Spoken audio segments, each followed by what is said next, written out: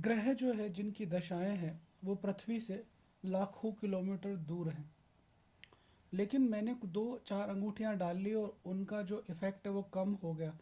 तो क्या ये अंधविश्वास नहीं है? देखिए, एक चीज़ मैं आपको बताता हूँ कि रत्न जो हैं, रत्न विज्ञान की जब हम बात करते हैं, अगर आपके शरीर के अंदर, चूंकि 7 ऊर्जाओं का संसार आपके भीतर भी काम कर रहा है, समस्त ग्रहों की ऊर्जा आपके भीतर भी काम कर रही है, जिसकी ऊर्जा जितनी आपकी ऑरा के अंदर है, आप उससे रिलेटेड वही कार्य कर पाएंगे। मान लीजिए मंगल की ऊर्जा आपको बहुत अच्छी मिली हुई है, तो आप बहादुर होंगे, पराक्रमी होंगे, ये स्वाभाविक गुण आपको मिलेगा।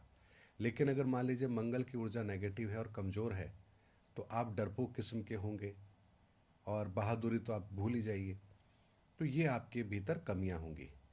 ऐसे में मान लीजिए अगर कोई ग्रह आपका शुभ है, लेकिन उसकी ताकत कम है, तो उस ताकत को बढ़ाने के लिए आप फिर रत्नों का प्रयोग करते हैं।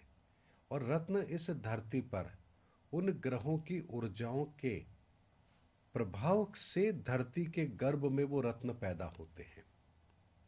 ऐसे में आप इसको ऐसे समझ सकते हैं कि अगर मान लीजिए किसी के शरीर में कैल्शियम की डेफिशिएंसी है, और वो अगर कैल्शियम की टैबलेट ले रहा है तो उसको बेनिफिट मिलेगा। किसी को कम दिखाई देता है, वो चश्मा लगाएगा नंबर का, तो उसको दिखाई सही देगा। इसी तरह से रत्न आपके शरीर के भीतर उस ऊर्जा को बैलेंस करते हैं, जो ऊर्जा आपकी पॉजिटिव तो है लेकिन कम है।